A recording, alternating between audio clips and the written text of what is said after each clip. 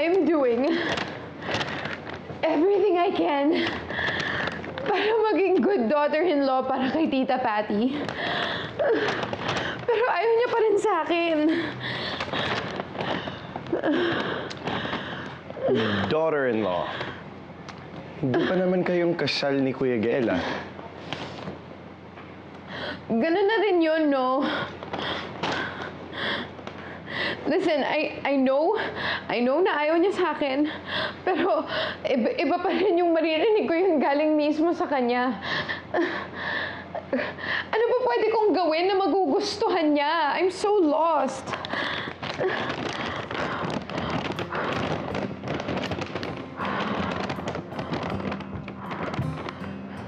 Quit.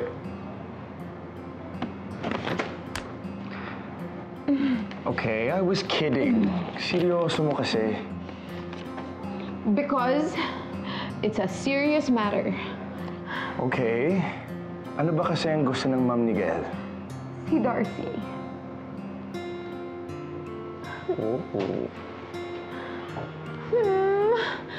I love Darcy, okay? I really, really do. But talaga bang dapat gayahin ko siya para magustuhan ako ni Tita Patty? I mean, do I have to be a plain Jane? Maybe. Try mo kaya. No. I'm perfect the way it is. I like who I am. I don't want to change. Yan kasi, ate. Maybe i-recognize mo rin ang faults mo para ma-improve mo ang sarili mo. Sabihin mo kaya yan sa sarili mo? Yo, I'm trying to fix things with Tony. Eh di good luck sa atin. I just can't believe that Nemo and Gael are leaving. Sobrang bitin yung mga moments namin ni Boo. Kailan ba naman ako naging masaya, oh? Well, then why don't you do something special for him bago siya umalis? You can start from there. And what if hate ka ni Tita Patty? It doesn't matter. Ang pinaka-important dyan, happy kayo ni Gael. So just do that, and everything will fall into place. Kanina pa tayo magkausap, ngayon ka palang tumama. Thanks, Purple. Anytime.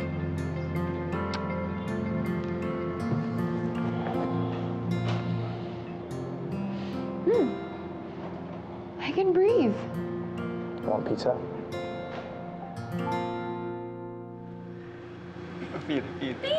Saan mo? Bir. Tayo na.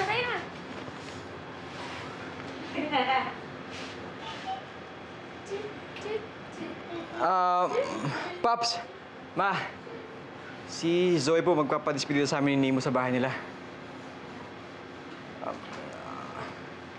Bakit? May padespedida siya. Eh, ganun talaga si Zoe. Thoughtful nun. Gusto mo sumama? Ma, Paps. Ako, walang problema sa akin yun. Mabuti nga si Joey, merong pasintabi eh. Di katulad ni Liam. Bigla na lang tinanang yung anak mo. Naku naman, Kalbo, mag-move on ka na nga. Mabuti nga maligaya na yung anak mo eh. Gayo. Okay. Ma. Ano po? O, tignan natin. Ibe. Sige, ano ba? Eh, nakaschedule na kami ni Nemo mag-mall. Zoe?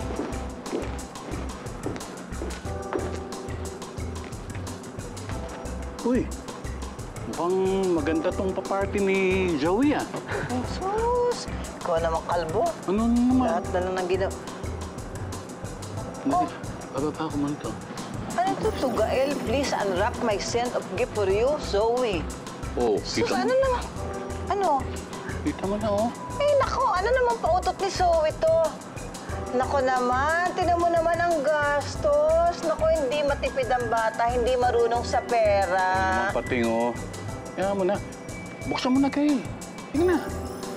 Baka kung anong... Baka may kotse dyan. Sana nga. Zoe! Surprise! Oh!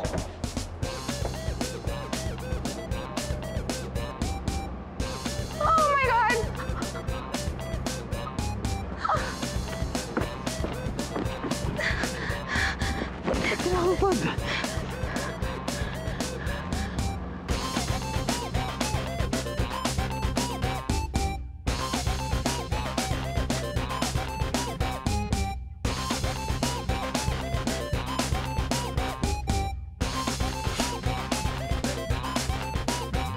Diyos ko naman, bata ka! Ba't ka naghuhubad? I'm so sorry, tita. Bakit mo naman sila dinala? Akala ko ikaw lang pupunta. Eh, akala ko pati sila invited eh. Oh my God, Gael, miscommunication. Alam mo, nakakahiya kang bata ka. Ang ganda-ganda ng mukha mo, pero kung ano-anong ginagawa mo sa sarili mo. Pating, yung bibig mo, tandaan lang. Eh, totoo naman ah. Bakit hindi ka ba tinuruan ng magandang asal ng magulang mo, ha?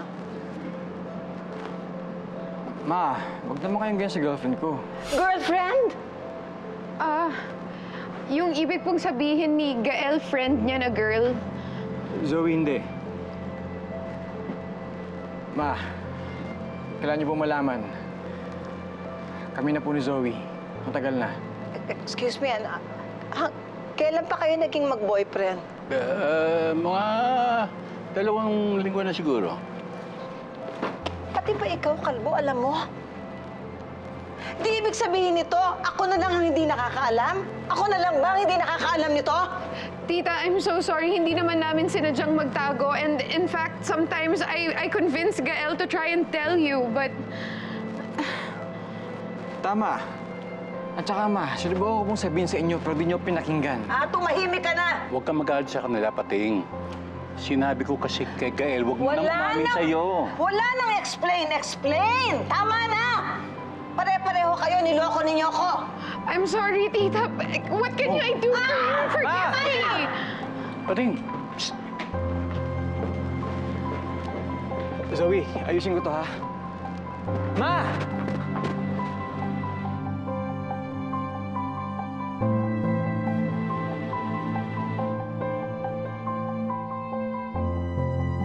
Pating, sandali lang. Ano ba? Kung gusto mong ipagtanggol si Zoe, huwag mo nang gawin dahil bakit tayong dalawa naman ang mag-aaway! Ma! Ba't naman ganun? Huwag na tayo mag-usap, tsaka na tayo mag-usap pag nasa bahay na tayo. Pag natauhan ka na, tayo na, Pancho, umalis na tayo! Hayaan mo muna lumamig ang ulo ng mama mo. Ako nang bahalang kumuusap sa kanya. Ha? Alis ako. Sige, Paps, ingat.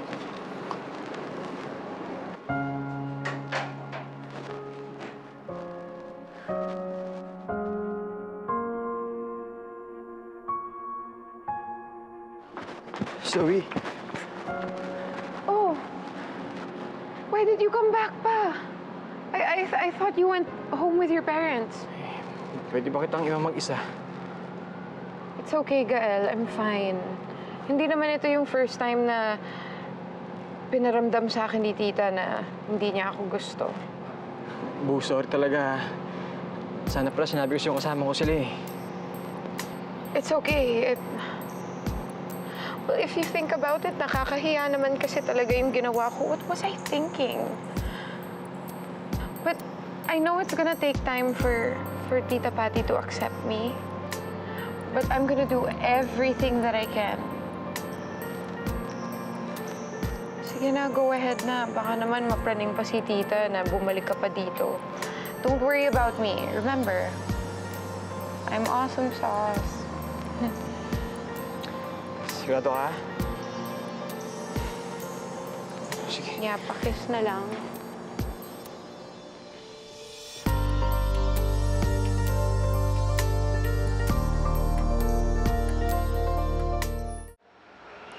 Ikaw naman, Zoe, sumasabay ka ba kina Alex?